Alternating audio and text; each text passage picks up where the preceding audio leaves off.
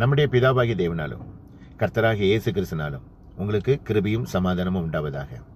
இன்றைக்கி நம்ம என்ன தியானிக்க போகிறோன்னா, அப்போஸ்தலனாகிய பவுல் வேதாகமத்தில் அநேக அதிகாரங்கள் எழுதியிருக்கிறாப்புல.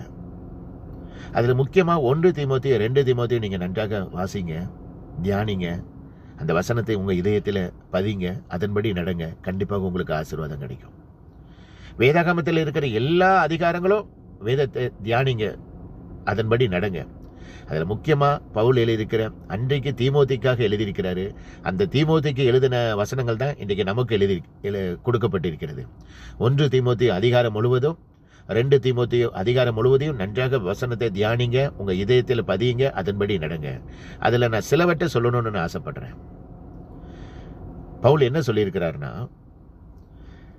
நியாய பிரமாணத்தை குறித்து நமக்கு சொல்லியிருக்கிறார். நியாய பிரமாணம் யாருக்கு கொடுக்கப்பட்டிருக்குன்னா, நியாய பிரமாணம் நீதிமானுக்கு விதிக்கப்படாமல் அக்கிரமக்காரர்களுக்கும் அடங்காதவர்களுக்கும் பாவிகளுக்கும் அசுத்தர்களுக்கும் சீர்கெட்டவர்களுக்கும் தாய் தகப்பன்மாரை அடிக்கிறவர்களுக்கும் கொலைபாதகர்களுக்கும் வேசிக்கல்லருக்கும் ஆண் புணர்ச்சிக்காரர்களுக்கும் மனுஷரை திருடுகிறவர்களுக்கும் பொய்யானை இடுகிறவர்களுக்கும் பொய்யருக்கும் ஆரோக்கியமான சுவிசேஷத்துக்கு எதிரடியாக இருக்கிற எல்லா காரியத்துக்கு விரோதமாக விதிக்கப்பட்டிருக்கிறது.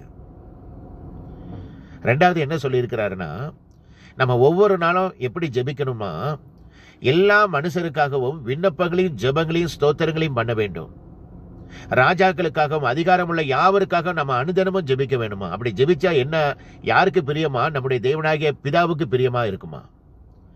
3வது முக்கியமா என்ன சொல்லியிருக்கிறாரு, தேவன் ஒருவரே, தேவனுக்கும் மனுஷருக்கும் மத்தியஸ்தர் ஒருவரே, எல்லாரையும் மீட்கும் பொருளாக நம்மை ஒப்பு கொடுத்த கர்த்தராக இயேசு கிறிஸ்து அவரே. இயேசு கிறிஸ்து ஒருவர் தான் உண்மையான தெய்வம்ங்கிறத குறிப்பிட்டிருக்கிறாரு. 3வது என்ன சொல்லியிருக்கிறார்னா, 4வது என்ன சொல்லியிருக்கிறார்னா, ஒரு ஸ்திரீயானவள் எப்படி இருக்கணுங்கிறத, என்னென்ன கேரக்டர்ஸ் இருக்கணுங்கிறத சொல்லியிருக்கிறாரு தீமோத்தேயுல. ஸ்திரீயானவள் விசுவாசத்திலும் அன்பிலும் பரிசுத்தத்திலும் நிலைப்பட்டிருந்தால் ரட்சிக்கப்படுவாள்.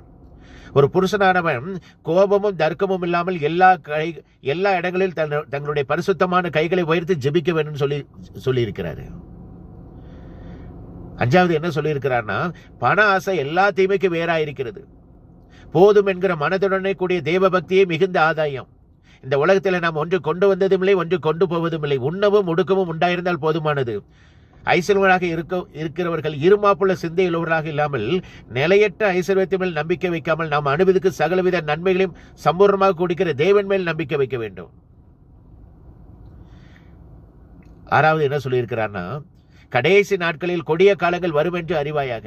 மனுஷர்கள் தற்பிரியராயும் பணப்பிரியராயும் வீம்புக்காரராயும் அகந்தையுள்ளவர்களாகியும் தூசிக்கிறவர்களாகியும் இருமாப்புள்ளவர்களாகியும் கொடுமையுள்ளவர்களாகியும் துணிகரம் உள்ளவர்களாகியும் தாய் தகப்பன்மாருக்கு கீழ்ப்படியாதவர்களாகியும் நன்றி இல்லாதவர்களாகியும் பரிசுத்தம் இல்லாதவர்களாகியும் இச்சையடக்கம் இல்லாதவர்களாகியும் தேவ பிரியராயிராமல் சுகபோக பிரியராயும் தேவ பக்தியின் வேஷத்தை தரித்து அதன் பலனை மறுதலிக்கலாக இருப்பார்கள். இப்படிப்பட்டவர்களை விட்டு நீ விலகு. ஒரு கண்காணியானவன், அதாவது கண்காணியானவன்னா ஒரு சபையிலேயோ ஒரு ஆலயத்திலேயோ ஒரு போஸ்டிங்ல இருக்கணும்னா அவனுக்கு என்னென்ன கேரக்டர்ஸ் இருக்கணுங்கிறத பவுல் அங்க குறிப்பிட்டிருக்கிறாரு. இன்னும் சொல்லிக்கிட்டே போகலாம். அதனால இதை எல்லாத்துக்கும் கீழ்ப்படுத்தி கடைசியில் அவர் என்ன சொல்லியிருக்கிறார்னா, பவுல் என்ன சொல்லியிருக்கிறார், நல்ல போராட்டத்தை போராடினேன், ஓட்டத்தை முடித்தேன், விசுவாசத்தை காத்துக்கொண்டேன். இது முதல் நீதியின் கிரீடம் எனக்காக வைக்கப்பட்டிருக்கிறது. நீதியுள்ள கர்த்தராக இயேசு கிறிஸ்து அதை அந்நாளிலே எனக்கு அந்த தந்தருளுவார். எனக்கு மாத்திரமல்ல, அவருடைய பிரசன்னமாகுதலை விரும்புகிற யாவருக்கும் அதை தந்தருளுவார். அதனால இந்த வேதத்தை நன்றாக தியானிங்க. இந்த எல்லா வசனத்தையும் தியானிங்க. பைபிள் இருக்கிற எல்லா அதிகாரத்தையும் எல்லா வசனத்தையும் தியானிங்க. அதில் முக்கியமாக 1 தீமோத்தேயு எல்லா அதிகாரத்தையும் 2 தீமோத்தேயு எல்லா அதிகாரத்தையும் வேதத்தை தியானிங்க, உங்களுடைய இருதயத்தில் பதியுங்க, அந்த வசனத்தின்படி நடங்க. அப்பொழுதுதான் நீங்க என்ன ஜெபத்துக்கு உங்களுடைய ஆசீர்வாதம் என்ன தேவையோ அந்த ஆசீர்வாதம் உங்களுக்கு கிடைக்கும். அதை நன்றாக தெரிந்து கொள்ளுங்க. வேதத்தை நன்றாக தியானிங்க, வேதத்தை நன்றாக மனதில் பதித்துக் கொள்ளுங்க. அந்த வசனத்துக்கு கீழ்ப்படிங்க, உங்களை முழுவதுமாக வசனத்துக்கு ஒப்புக் கொடுங்க.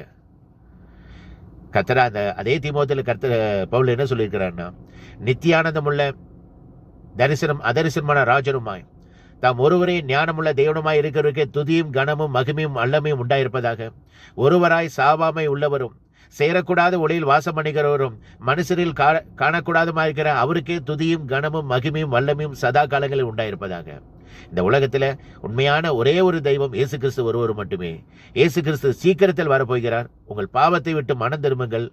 பரலோக ராஜ்யம் சமீபத்திருக்கிறது. கர்த்தருக்கே மகிமை உண்டாவதாக. ஆமேன். அல்லேலூயா.